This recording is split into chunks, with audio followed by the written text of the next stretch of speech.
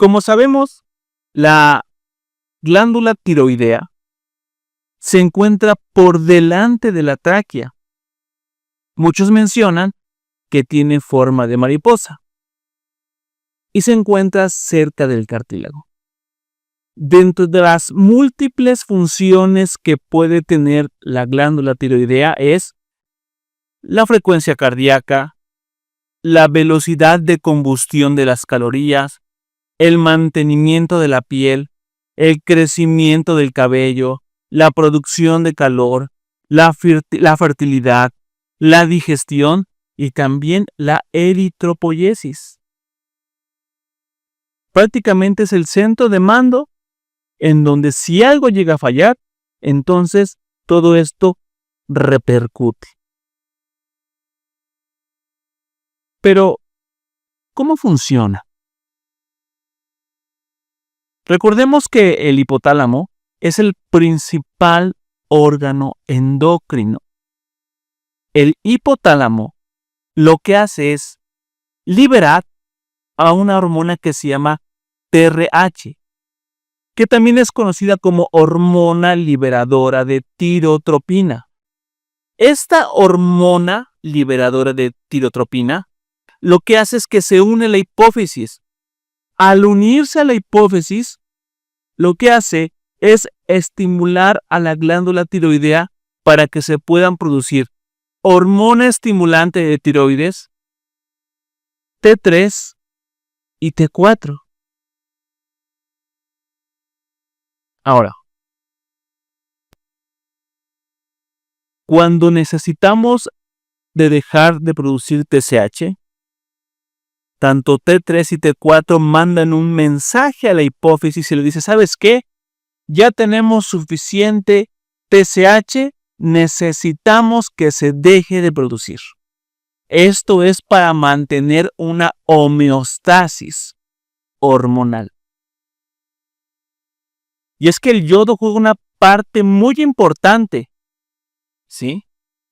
Porque la hormona T3 y T4 lo que hacen es mantener el ritmo cardíaco, mantener el crecimiento, mantener la temperatura y mantener el metabolismo. Y el yodo es un factor indispensable para la formación de la T3 y la T4. Hormonas que controlan el equilibrio hormonal de nuestro metabolismo. Y ante la ausencia o la sobreproducción de estas hormonas, nos llevan a problemas como caída de cabello, pacientes que suben o que bajan de peso sin causa aparente, pacientes que son intolerantes al calor, intolerantes al frío. Hay una desregulación de estas hormonas. Vamos a poner un ejemplo. ¿Qué es el hipotiroidismo desde el punto de vista hormonal? Cuando yo tengo una hormona estimulante de tiroides elevada, una T3 libre baja y una T4 libre baja, el resultado es un hipotiroidismo. Y hay que recordar que las mujeres son las más susceptibles a padecer problemas de hipotiroidismo, que puede ser adquirido o puede ser congénito. Las partes adquiridas realmente se desconoce como que qué medicamento, qué sustancia, qué elemento daña la tiroides. Pero lo que sí se sabe es que el hipotiroidismo puede ser congénito. Y vamos a ver los mecanismos por los cuales podría ser congénito. Entonces, si yo tengo una hormona estimulante de tiroides alta, una T3 libre baja y una T4 libre baja, tengo hipotiroidismo. Y entonces, pongan mucha atención en esta parte, tengo como consecuencia intolerancia al frío, tengo como consecuencia alopecia, tengo como consecuencia cansancio extremo y tengo como consecuencia piel seca, entre otras sintomatologías, pero las más comunes son estas. Pero también tengo menorragia, ¿sí? Es importante que podamos comprender cómo es que funciona el hipotiroidismo. TSH elevada, T3 libre baja, T4 libre baja, que da como consecuencia otra vez hipotiroidismo. Y la menorragia, que es menstruaciones abundantes, que dan como consecuencia patologías que ahorita vamos a mencionar, ¿sí? Pero sin en cambio, si tengo una TSH baja y una T3 libre alta, una T4 libre alta, tengo hipertiroidismo. Y como consecuencia voy a tener enfermedad de Graves. Voy a tener irritabilidad. Voy a tener intolerancia al calor. Voy a tener pérdida de peso. Ahora, quiero que noten una parte muy importante. Cuando tengo hipotiroidismo, tengo menorragia, es decir, tengo menstruaciones abundantes. Pero cuando tengo hipertiroidismo, tengo amenorrea, es decir, tengo escasas, ¿sí?, menstruaciones.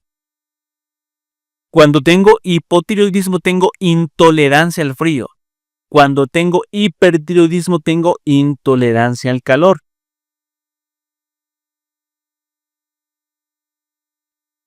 Cuando tengo hipertiroidismo, tengo pérdida de peso. Cuando tengo hipotiroidismo, podría ser lo contrario. Tengo aumento de peso. Otra de las variantes que podrían estar son las siguientes. Si yo tengo TSH normal, T4 libre normal y T3 libre normal, pues tengo una glándula tiroidea totalmente funcional, que se le conoce como eutiroidismo. Y es que a veces este tipo de conceptos nos puede enredar un poco acerca de cómo funcionan la terminología, pero parece que los términos complicados son apreciados por nuestros amigos científicos. Pero bueno, si tengo TSH normal, T4 libre normal, T3 libre normal, tengo un paciente con una glándula tiroidea normal, eutiroidismo. Más sin en cambio, si tengo una TSH baja, una T4 libre alta o normal, una T3 libre alta, tengo hipertiroidismo primario, es decir, los comienzos de un hipertiroidismo. Si tengo TSH baja, T4 libre normal y T3 libre normal, tengo hipertiroidismo subclínico. Por poner otro ejemplo, si tengo una TSH alta, T4 libre alta, T3 libre alta, tengo resistencia a las hormonas tiroideas. Y así consecutivamente es como ante la alteración ya sea de TSH alta o baja, T4 alta o baja, ¿sí?, nos puede dar como consecuencia hipotiroidismo o hipertiroidismo. Hay que mencionar que el hipotiroidismo también puede ser autoinmune. Este esquema que estamos viendo lo hemos visto en los diferentes módulos y habla acerca de cómo una sola célula, que es la célula tronco hematopoyética, básicamente puede dar origen a cualquier célula. Eritrocitos, plaquetas, neutrófilos, eosinófilos, basófilos, masocitos, macrófagos, células dendríticas presentadoras de antígenos, toclastos, linfocitos. Pero vamos a concentrarnos a lo que nos interesa. La célula tronco hematopoyética, cuando madura, se convierte en una célula formadora de colonias de granulocitos, eritrocitos, monocitos y megacardioblastos, que madura y se convierte en una célula formadora de colonias de eritrocitos y megacariocitos, pero aquí es donde nos vamos a enfocar. Después, madura y se convierte en una célula formadora de brotes eritroblásticos. Después, en una célula formadora de colonias eritroblásticas. Después, en proritoblasto, eritroblasto basófilo de primera generación, eritroblasto basófilo de segunda generación, eritroblasto policromatófilo de primera generación, eritroblasto policromatófilo de segunda generación, eritroblasto ortocromático, reticulocito y eritrocito. Cuando cualquiera de estas líneas es afectada, tenemos como consecuencia la poca producción de eritrocitos o la mucha producción de los mismos. Pero si yo quiero identificar cómo se forma o de qué está constituida la célula formadora de brotes eritroblásticos, la puedo marcar. Es decir, la célula formadora de brotes eritroblásticos es positiva para CD34, CD38, CD45, 71, glicoforina C, etc. Si yo quiero identificar al eritroblasto policromatófilo, es positivo para CD45, CD36, CD71 y CD235. ¿Sí? Si yo quiero identificar a un eritroblasto ortocromático, positivo para el CD45, glicoforina A y C. Pero ¿quién estimula la producción de los eritrocitos? La eritropoyetina. ¿Quién estimula la producción? ¿Sí? Por ejemplo, de los eosinófilos, la interleucina 5. Cada una tiene estimulaciones para que se puedan producir estas. La GATA1, que son la FOC1 y la GF1 beta, son factores de transcripción. Factores de transcripción que nos van a poder ayudar a formar, por ejemplo, un eritrocito. La GATA1 lo que hace principalmente es, ¿recuerdan cuando pasamos de hemoglobinas fetales a hemoglobinas adultos? Bueno, la GATA1 tiene mucho que ver en eso. Es un factor de transcripción para que pueda pasar de hemoglobina fetal a hemoglobina del adulto. También tiene mucho que ver con la formación de las espectrinas, etc. Ahora, ¿por qué estoy mencionando esto?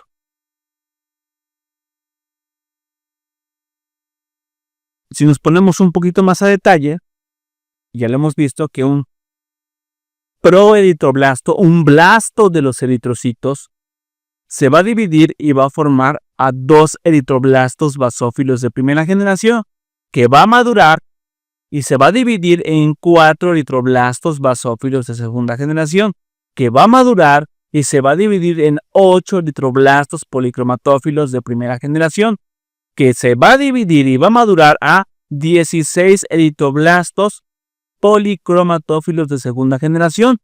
Aquí ya no se dividen, sino que maduran a 16 eritroblastos ortocromáticos que expulsan su núcleo por movimientos citoplásmicos y se convierten en 16 reticulocitos y 16 eritrocitos.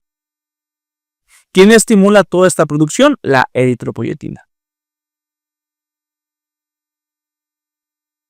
Hemos visto también en estos módulos que existen anemias microcíticas hipocrómicas, aquellas en el cual el tamaño de los eritrocitos es pequeño y las concentraciones de hemoglobina son bajas, y que se pueden dividir en 4, ya hemos visto que es anemia por deficiencia de hierro, anemia de los padecimientos crónicos, talasemias y anemias hidroblásticas. En el caso de las anemias normocíticas normocrómicas, son aquellas en las cuales hay anemia, pero tanto el tamaño como las concentraciones de hemoglobina son normales. Y aquí los reticulocitos juegan un papel muy importante, porque si tengo reticulocitos bajos, tengo anemia normocítica normocrómica por deficiencia de producción. Pero si tengo reticulocitos altos, tengo una anemia normocítica normocrómica por aumento en la producción o aumento en la destrucción, que son las anemias hemolíticas. En el caso de las anemias macrocíticas normocrómicas, aquellas en el cual el tamaño es muy alto, muy grande, la HCM es alta, pero la concentración corpuscular media de hemoglobina es normal. Y pueden ser anemias megaloblásticas por deficiencia de vitamina B12, por deficiencia de ácido fólico, por deficiencia de tiamina. Pero también están las que no son megaloblásticas, aquellas que son falsas macrocíticas. Las anemias normocíticas normocrómicas se caracterizan porque en esos pacientes hay anemia, pero otra vez, el tamaño de los eritrocitos y las concentraciones de hemoglobina son normales. Pero si yo quiero distinguir a una anemia normocítica normocrómica por deficiencia de producción y a una por aumento en la producción, los reticulocitos juegan un papel muy importante. ¿Por qué?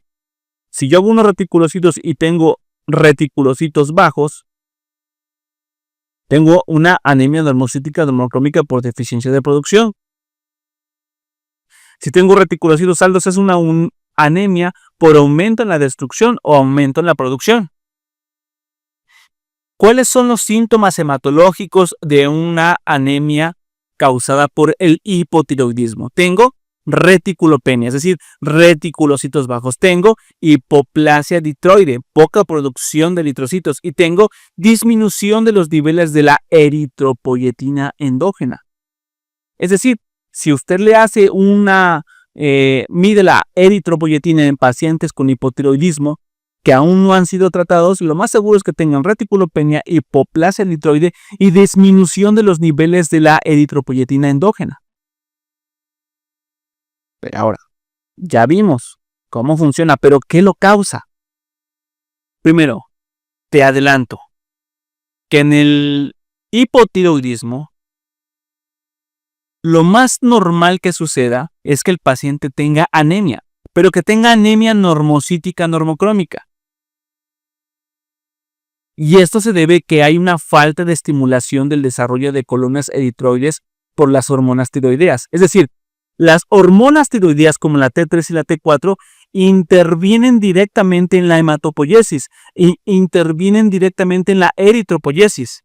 Y aquí intervienen en la célula formadora de brotes eritroblásticos. ¿Qué es el hipotiroidismo? El hipotiroidismo es cuando tengo una hormona estimulante de tiroides alta y una T3 y una T4 libres, ¿sí? Bajas. Y si ya hemos mencionado que las T3 y la T4 intervienen en la eritropoiesis y tienen mucho que ver con la formación de la célula formadora de brotes eritroblásticos, y si estas están disminuidas, entonces tengo poca producción de célula formadora de brotes eritroblásticos y como consecuencia tengo poca producción de célula formadora de colonias eritroblásticas y tengo poca producción de proeritroblastos, poca producción de eritroblastos basófilos, poca producción de eritroblastos policromatófilos, poca producción de eritroblastos policromatófilos ortocromáticos, reticulocitos y eritrocitos. ¿Por qué? Porque otra vez, en el hipotiroidismo tengo T3 y T4 bajas.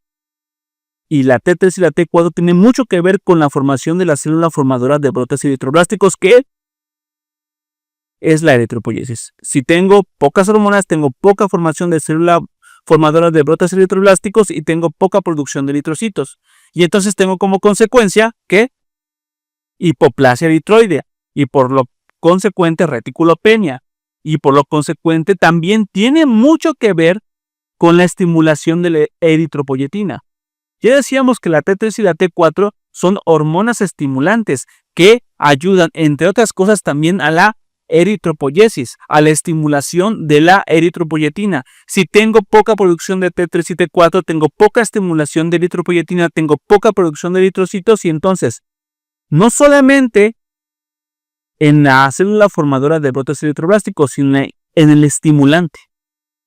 Entonces tengo anemia normocítica normocrómica por deficiencia de producción secundaria a hipotiroidismo, porque la T3 y la T4, que tienen mucho que ver con la formación de los eritrocitos, están disminuidas y por lo tanto todas estas líneas están disminuidas y por lo tanto tengo reticulopenia y tengo hipoplasia eritroide.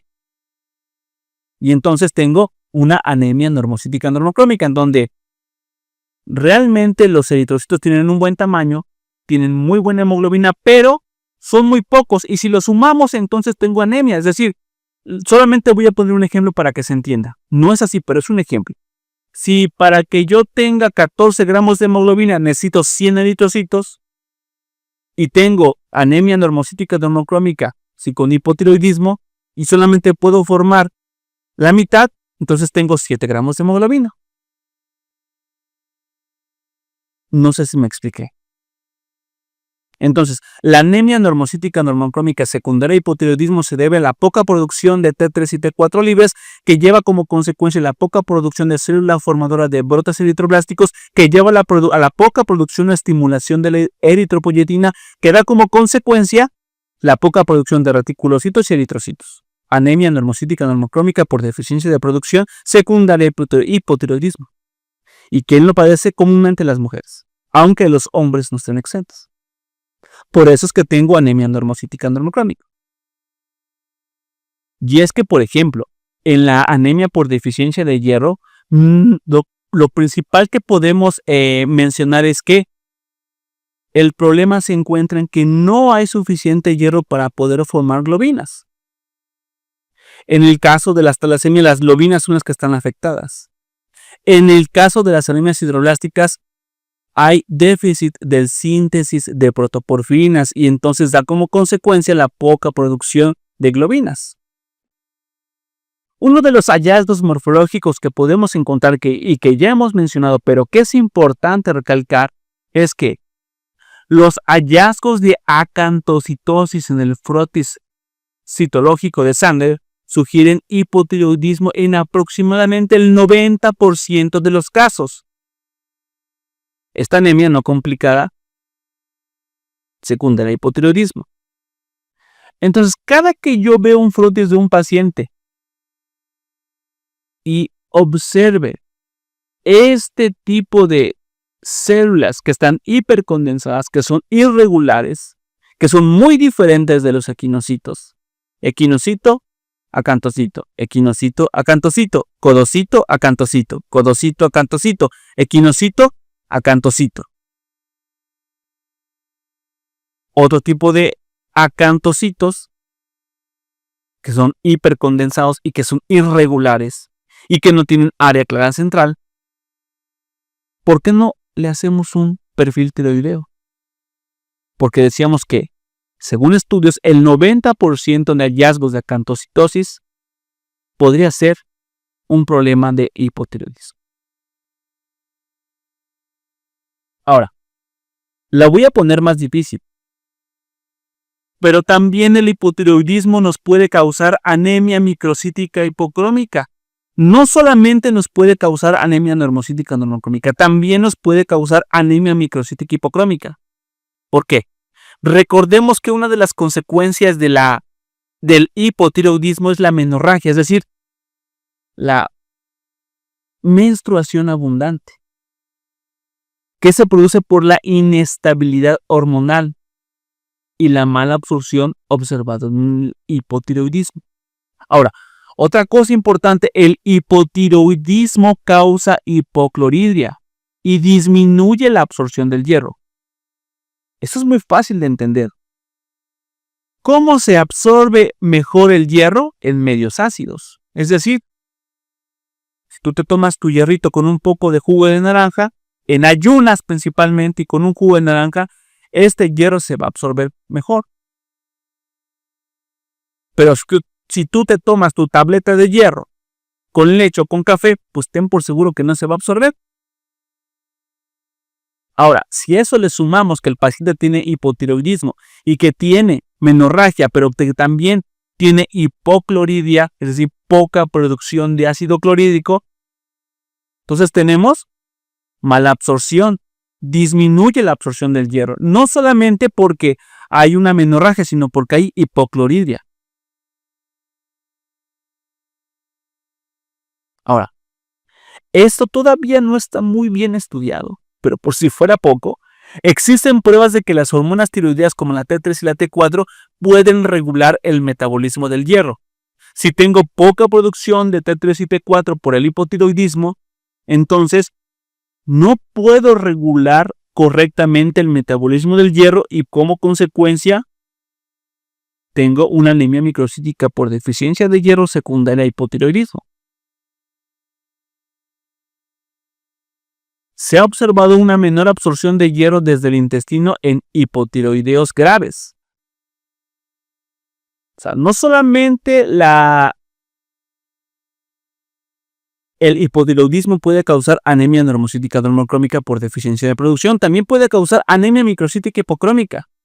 anemia por deficiencia de hierro, por menorragia, porque disminuye la absorción del hierro, porque hay una inestabilidad en el metabolismo del hierro y porque también afecta directamente en la absorción del intestino.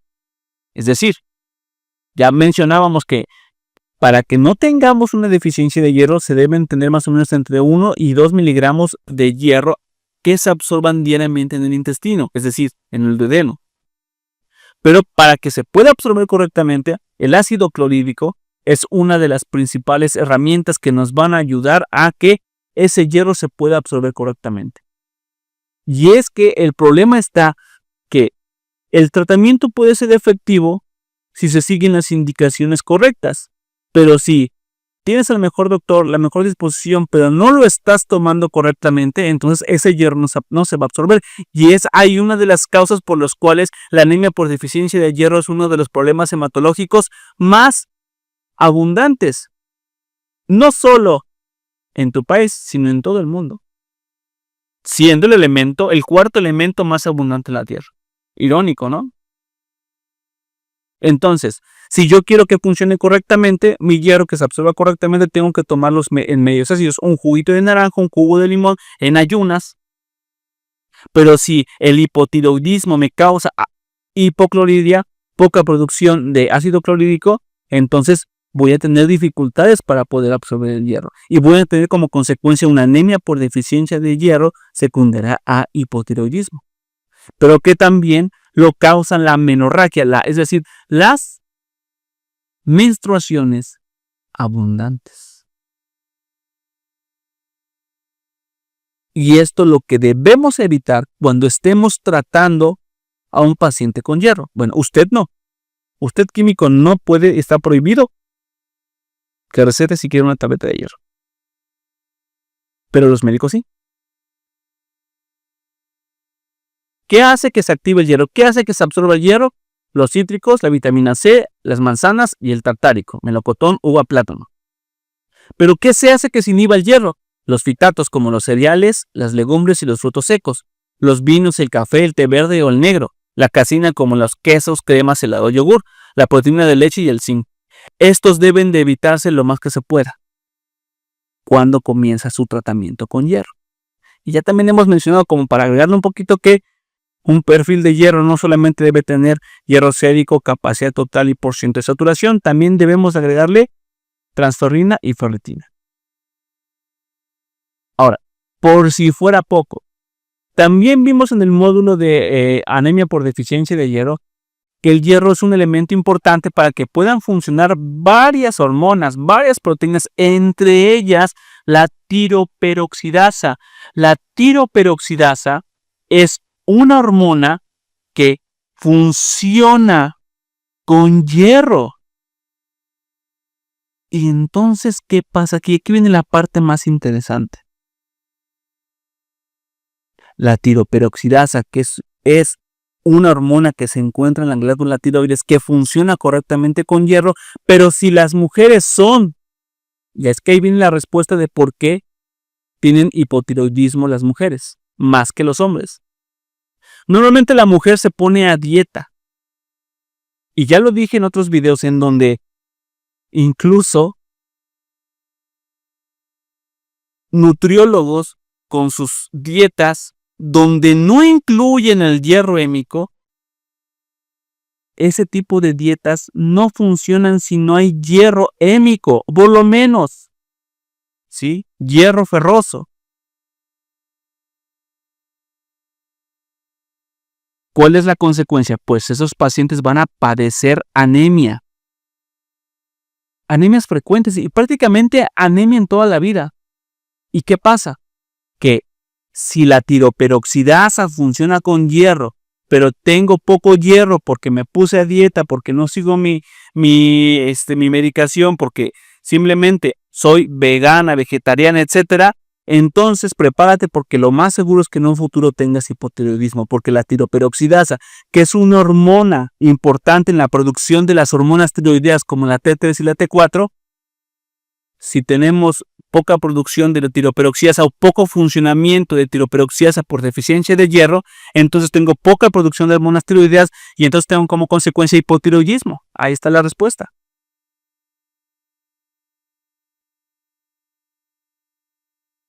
Estamos viendo un folículo tiroideo, en donde tenemos, por ejemplo, la célula parafolicular, donde se lleva a cabo la síntesis de la calcitonina, una célula folicular, que es productora de T3 y T4, y es aquí donde nos vamos a enfocar, el coloide, que es un sitio de reserva de la tiroglobulina yodada, importante, la membrana basal, el capilar y el tejido conectivo.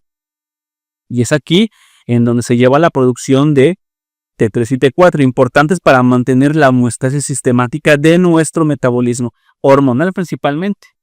Y ya vimos cómo. Pero viene lo interesante, ¿sí? Ya vimos que el hipotiroidismo puede causar anemia normocítica normocrómica. El hipotiroidismo puede causar anemia microcítica hipocrómica. Pero ¿cómo funciona la síntesis de hormonas tiroideas?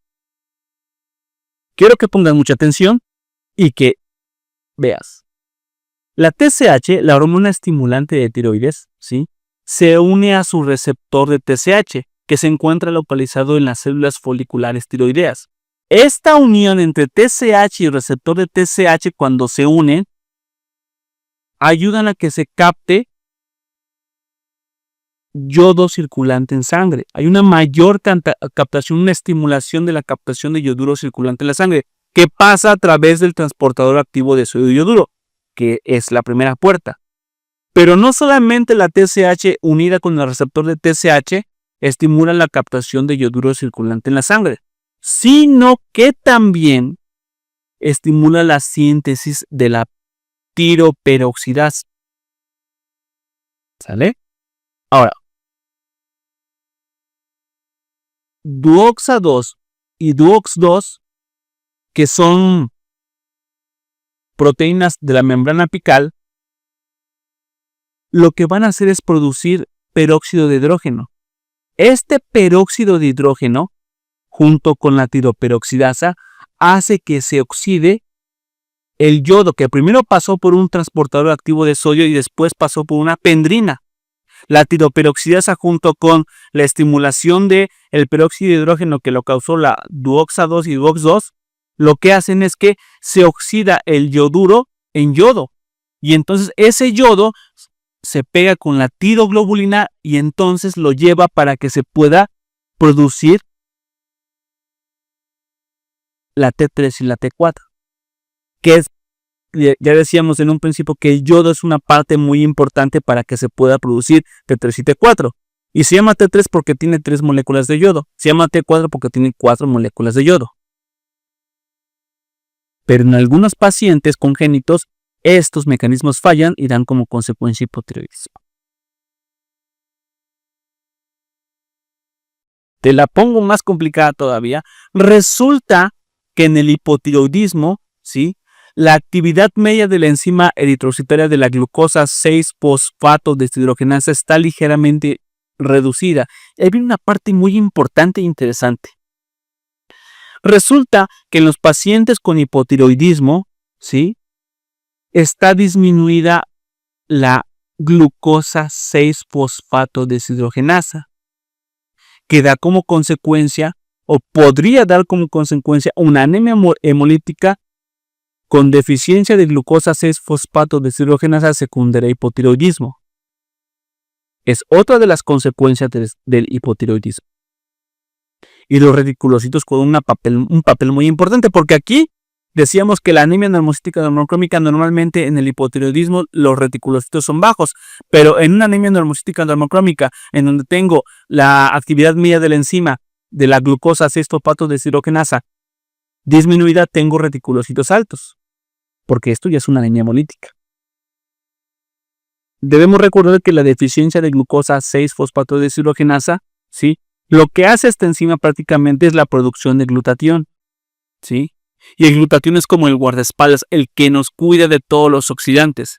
Pero para que se pueda formar correctamente necesito glucosa 6-fosfato deshidrogenasa, ¿sí?, porque nos protege contra el daño oxidativo. Pero si tengo deficiencia de glucosa 6-fosfato deshidrogenasa, tengo poca producción de glutatión y entonces los oxidantes van a causar más daño de lo que deberían de causar y por lo tanto vamos a tener hemólisis de los eritrocitos. Si mi cantidad de glucosa 6-fosfato deshidrogenasa está disminuida y la cantidad de oxidantes es mayor, entonces tengo una anemia por deficiencia de glucosa 6-fosfato deshidrogenasa. Tengo una poca producción de glutatión y entonces, si tengo poca producción de glutatión porque tengo poca producción de glucosa 6-fosfato deshidrogenasa, no tengo quien me defienda de esos daños oxidativos y por lo tanto voy a tener hemólisis en un hipotiroidismo, que podría ser otra de las posibilidades. Ya hemos visto entonces que el hipotiroidismo puede causar anemia normocítica normocrómica por deficiencia de producción. Ya hemos visto que también nos puede causar anemia microcítica hipocrómica por deficiencia de hierro secundaria a hipotiroidismo. También hemos visto que también puede disminuir el hipotiroidismo la glucosa 6-fosfato deshidrogenasa, que por lo tanto nos va a dar como consecuencia la poca producción de glutatión y da como consecuencia entonces un mayor daño oxidativo. ¿Y qué tengo? Pues tengo la famosa policromatofilia, que son los reticulocitos de estrés. Tengo la formación de los tegmacitos, que ya hemos visto cómo se forman. Pero aquí viene la parte más interesante de todo esto. Y toma nota. Y aquí podría estar la solución en las anemias por deficiencia de glucosa 6-fosfato deshidrogenasa. En el hipotiroidismo hay T3 y T4 libres disminuidas, ¿sí? Que en el hipotiroidismo hay una poca producción de glucosa 6-fosfato deshidrogenasa, ¿sale? Y ya decíamos que da como consecuencia poca producción de glutatión, que da como consecuencia que nadie nos proteja con la oxidación, que da como consecuencia la hemólisis del eritrocito. Pero resulta que en el hipertiroidismo, fíjate, casi no me gusta poner letras en mis diapositivas, pero eso se me hizo súper interesante.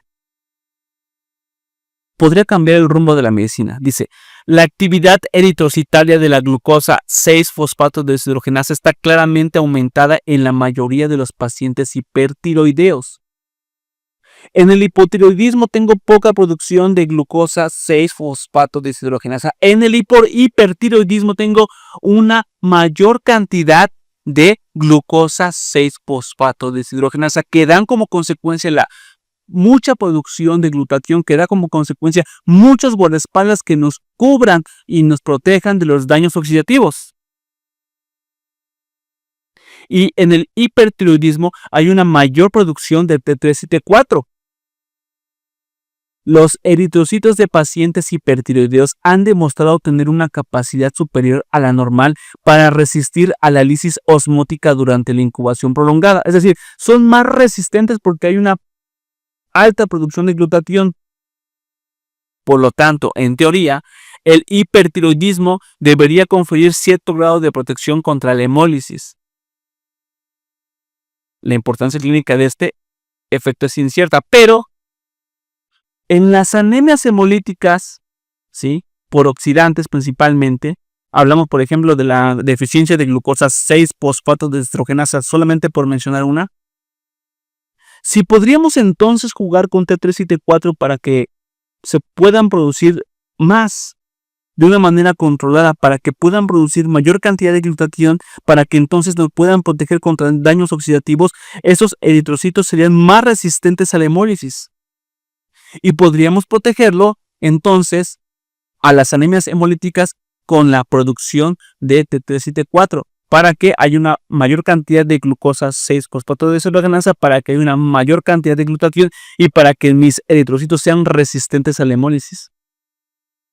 Y esto de alguna manera daría mucho alivio a los pacientes que padecen esas patologías. Súper interesante. ¿Cómo es que el hipertiroidismo nos podría proteger de la hemólisis de los eritrocitos? Por los mecanismos que ya hemos mencionado. Y por si fuera poco, Resulta que también el hipotiroidismo nos puede causar anemia macrocítica normocrómica, es decir, anemia megaloblástica, aquella en la cual los eritrocitos son grandes. ¿Sí? Anemia megaloblástica. ¿Por qué? Resulta que si tú pusiste atención en los videos de cómo se absorbe la vitamina B12, uno de los mecanismos por los cuales se absorbe correctamente es que para que la cobalamina, que es como algo muy parecido a una variante de la vitamina B12, para que se separe de este componente necesita ácido clorhídrico. Y después todo este mecanismo se puede absorber correctamente. Ya lo hemos visto. Pero resulta que decíamos que en el hipotiroidismo también nos causa hipocloridria, poca producción de ácido clorhídrico. Y entonces, si tenemos poca producción de ácido clorhídrico, la cobalamina no se va a separar de esta proteína y por lo tanto no se va a poder absorber correctamente y por lo tanto tenemos anemia megaloblástica por deficiencia de vitamina B12 secundaria a hipotiroidismo causado por una hipocloridria. Súper interesante igual. Pero para que tú puedas entender eso, debiste ya haber entendido los mecanismos por los cuales se absorbía B12 y ácido fólico. Ahora, más interesante todavía, hay algo que se llama dentro de las anemias megaloblásticas que ya decíamos que también pueden ser adquiridas o pueden ser congénitas, ¿sí? Hay algo que se llama anemia perniciosa. La anemia perniciosa es también una de las consecuencias que puede traer, ¿sí?, el hipotiroidismo. Pero el hipotiroidismo puede causar anemia perniciosa. ¿Por qué? Si es autoinmune.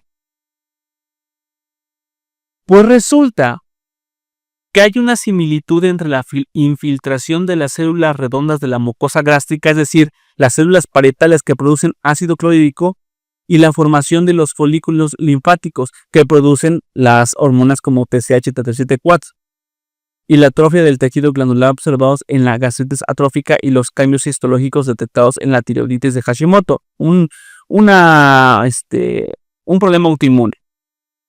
¿Qué quiere decir esto? Estas observaciones plantean la posibilidad de que la anemia perniciosa y la tiroiditis pueden estar asociadas a través de una etiología autoinmune común. Es decir, que resulta que también el hipotiroidismo nos puede causar anemia perniciosa, una anemia autoinmune. ¿Por qué? Porque las células parietales y los folículos linfáticos son muy parecidos. Y los autoanticuerpos atacan no solamente a los folículos tiroideos, sino también atacan a las células parietales, dando como consecuencia hipotiroidismo congénito y dando como consecuencia anemia megaloblástica, es decir, anemia perniciosa.